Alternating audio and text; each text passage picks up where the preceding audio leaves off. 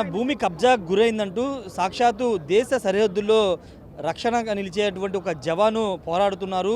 3 నెలలుగా తన భూమిని కాపాడుకోవడం, తన భూమి కోసం ఆయన పోరాటం చేస్తున్నారు. ఇప్పటికే ఆయన తన ఒక వీడియోని కూడా విడుదల చేయడం జరిగింది. అయినా న్యాయం జరగనప్పటికీ మహానాడు వచ్చి నారా లోకేష్ని కలిసి తన బాధని, తన సమస్యని చెప్పుకోవడానికి వచ్చారు. ప్రస్తుతం మోహన్ ఉన్నారు, పారామిలిటరీ జవాన్గా పనిచేస్తున్నారు. 3 నెలల ముందు ఒక వీడియో రిలీజ్ చేశారు. ఆ వీడియో కూడా పెద్ద ఎత్తున సోషల్ మీడియాలో వైరల్ అయింది. అసలు ఏం జరిగింది, ఎవరు ఆయన భూమిని కబ్జా చేశారో మాట్లాడదాం. మీరు జవాన్గా దేశ సరిహద్దుల్లో దేశం కోసం మీ ప్రాణాలు తెగించి పోరాడుతూ ఉంటారు. అలాంటి మీ భూమిని ఎవరు కబ్జా చేశారు, ఏం జరిగింది? అన్న కబ్జా చేసిన వాళ్ళు మా గ్రామస్తులే అన్న.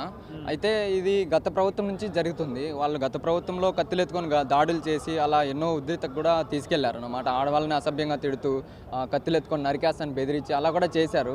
అయితే ఆ టైంలో మేమేం చేయలేకపోయాము. ఈ ప్రభుత్వం వచ్చిన తర్వాత కూడా వాళ్ళు కొంతమంది నాయకుల్ని మేనేజ్ చేసుకుంటూ ఊర్లో ఉన్న పట్టా భూములను మరియు చెరువులను అలాగే ప్రభుత్వ భూములను కూడా చాలా వరకు ఆక్రమించుకున్నారు. అయితే మా భూమిని రీసెంట్గా మా ఇంటి దగ్గర ఉన్న సిరికల్చర్ షెడ్ ఉందన్న. ఆ షెడ్ పక్కలో ఉన్నటువంటి ఒక పందిరి వేసుకొని ఉండేటోళ్ళం పట్టుపురుగులకి నీడగా. సో దాన్ని కూడా ఏమాత్రం సెటిల్మెంట్ ల్యాండ్ అని కూడా అసలు లెక్క చేయకుండా ఎంఆర్ఓ మేడం గారు వచ్చి డైరెక్ట్గా మాకు నోటీస్ కూడా ఇవ్వకుండా ఇలా దొబ్బేశారు. దొబ్బేసిన తర్వాత మేము కలెక్టర్ గారిని కూడా ఆశ్రయించాం. 11వ తేదీ 11వ నెల 2024 కలెక్టర్ గారు, మేడం మీరు చేసిన తప్పు ఏదైతే ఇలా సెటిల్మెంట్ ల్యాండ్లోకి వెళ్ళి దౌర్జన్యంగా ఇలా దొబ్బకూడదు, సో వెళ్ళి ఎలా ఉండింది అలా నిర్మించమని చెప్పారు. అయితే ఇప్పటికి దగ్గర 6 నెలలు అవుతుంది, ఇప్పటి వరకు కూడా పూర్తిగా నిర్మించి ఇవ్వలేదన్న. ఇదిగో వస్తాం అదిగో వస్తాం అనడం, అలా కాలక్షేపం చేస్తూ గడిపేస్తున్నారన్న. సో అందుకనేసి నాకు చాలా బాధ వేసి నేను కోర్టుకి వెళ్ళాను. సో కోర్టు నుంచి ఆర్డర్స్ వచ్చిన తర్వాత కూడా అప్పుడు కొలవడానికి వస్తే కూడా అప్పుడు కొలవనివ్వలేదు ఆపోజిట్ వాళ్ళు. అలాంటి వాళ్ళ దగ్గర డాక్యుమెంట్స్ అంటే అవి కూడా లేవు. సో నేను ఇంకా నాకు ఎవరి పేరు మీద ఉంది? ఇది మీ తండ్రి వారసత్వంగా వచ్చేస్తా ఏంటది? లేదు, ఇది వారసత్వంగా వస్తున్న భూమి అన్న. మా తాతకి 57 సెంట్ల భూమి ఉంది. దాన్ని మా నాన్న వాళ్ళు అన్నదమ్ములు ముగ్గురు మా ముగ్గురు పంచుకున్నారు అంతే అన్న. ఇది వారసత్వంగా వస్తున్న భూమి. సో కోర్టు నుంచి కూడా మాకు న్యాయం జరగకపోవడంతో నేను ఒక వీడియో రిలీజ్ చేశాను. అప్పుడు యాక్చువల్గా అప్పుడు నేను ఇంటికి రావాలని లీవ్కి అప్లై చేశాను. ఆపరేషన్ సింధూర్ వల్ల మాకు లీవ్లు అన్నీ క్యాన్సిల్ చేశారు. స్ట్రిక్ట్ ఆర్డర్స్ వచ్చాయి ఢిల్లీ నుంచి. సో నేను ఇంకేం చేయలేక నాకు చాలా బాధ వేసి నేను ఒక వీడియో రిలీజ్ చేశాను. చంద్రబాబు నాయుడు గారిని మరియు నారా లోకేష్ గారు స్పందిస్తే నాకు న్యాయం చేస్తారనేసి. సో అప్పుడు స్పందించారు, న్యాయం చేస్తానని కూడా భరోసా ఇచ్చారు. చాలా మంది వ్యక్తులు నాకు చాలా సపోర్ట్గా కూడా ఉన్నారు. సో అయితే మా ఎమ్మెల్యే గారు కూడా ఇంటికి వచ్చి 13వ తేదీ చెప్పారన్న. 13వ తేదీ ఈ మంతే నీకు ఖచ్చితంగా 3 డేస్లో సర్వే చేసి నీకు న్యాయం చేస్తానని చెప్పారు. అయితే ఇప్పటికి 15 రోజులు అవుతుంది, ఇంకా స్పందించకపోవడంతో నాకు అనిపిస్తుంది దీని వెనకాల ఇంకా ఎంతెంత రాజకీయం జరుగుతుందో అది అర్థం అవ్వట్లేదు.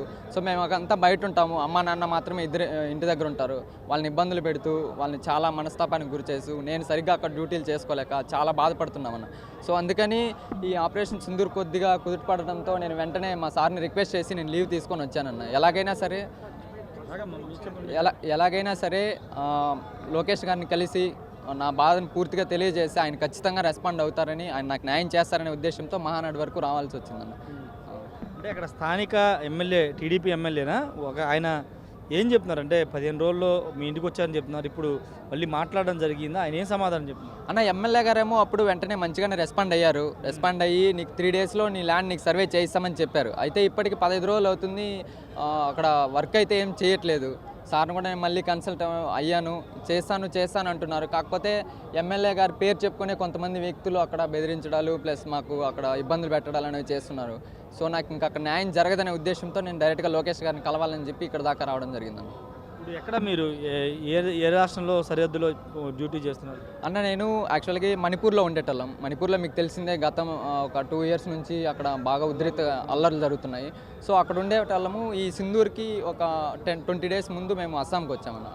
కొద్దిగా లా అండ్ ఆర్డర్ ప్రాబ్లం ఉండడంతో అక్కడికి వచ్చాము. సో ఆ టైంలో ఆపరేషన్ సింధూర్ అవ్వడం, ఇలా సడన్గా లీవ్లు ఆపేయడం ఇలాంటివన్నీ జరగడంతో గత ప్రభుత్వ హయాంలో ఎవరు అంటే స్థానిక ఎమ్మెల్యేనా, లోకల్ లీడర్లా మీ భూమిని కబ్జా చేసి? అన్న ఇక్కడ ప్రభుత్వాలు మారుతున్నాయి అంతే కానీ కబ్జా చేసే వాళ్ళు మారట్లేదన్న. అంటే ఏంటంటే వాళ్ళు వైసీపీ వాళ్ళంటే వీళ్ళు ఏ పార్టీ అయితే గెలిస్తే ఆ పార్టీ కార్యకర్తలను కొంతమందిని పట్టుకొని వాళ్ళ ద్వారా మేనేజ్ చేసుకుంటూ ఇలా బ్రతికేస్తూ కబ్జాలు చేసుకుంటూ ఉన్నారన్న.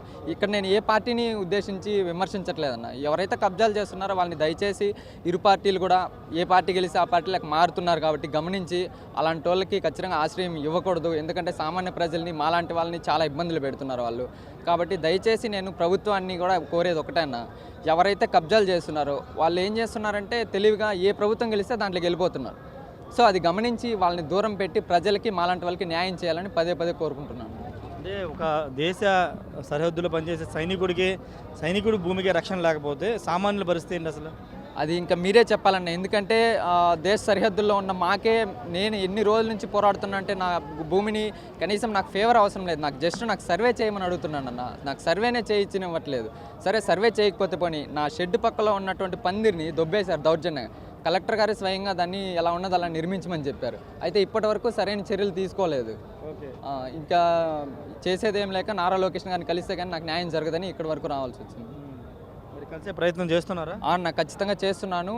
చాలా వరకు ప్రయత్నాలు చేస్తున్నాను. మేడం గారు కూడా నాకు భరోసా ఇచ్చారు ఖచ్చితంగా కల్పిస్తానని చెప్పి. సో నేను కలిసే వెళ్తానన్న ఖచ్చితంగా. ఎంత లేట్ అయినా పర్లేదు, సార్ని కలిసి నా సమస్యని చెప్పుకొని వెళ్తాను. ఖచ్చితంగా నిజంగా అత్యంత బాధాకరం. దేశ సరిహద్దులో పనిచేసే ఒక పారామిలిటరీ జవాన్ తన భూమిని కాపాడుకోవడం కోసం కలెక్టర్ చుట్టూ ప్రభుత్వాల చుట్టూ తిరుగుతున్నారు. మంత్రి నారా లోకేష్ కలిస్తే తన సమస్య పరిష్కారం అవుతుందని ఒక భరోసాతో ఇక్కడికి వచ్చాయని చెప్పారు. ఖచ్చితంగా అవకాశం మంత్రి నారా లోకేష్ని కలిసే అవకాశం కల్పించమని ఇక్కడ స్థానిక నేతలను కూడా అడుగుతున్నారు. ఖచ్చితంగా నారా లోకేష్ గారి మీద నమ్మకం ఉంది. ఆయన కలిస్తే తన సమస్య పరిష్కారం అవుతుంది, ఒక భరోసా తనకు ఉందని చెప్తున్నారు. ఏదేమైనప్పటికీ ఖచ్చితంగా అతను న్యాయం జరగాల్సి ఉందనేది మనం ఖచ్చితంగా చెప్పుకోవాలి. Camera person శ్రీనివాస్తో Rayesh RTV Mahanadu నుండి. ఇండియా పాకిస్తాన్ ఉద్రిక్తతలపై లేటెస్ట్ అప్డేట్స్ కోసం డౌన్లోడ్ చేసుకోండి RTV లైవ్ యాప్.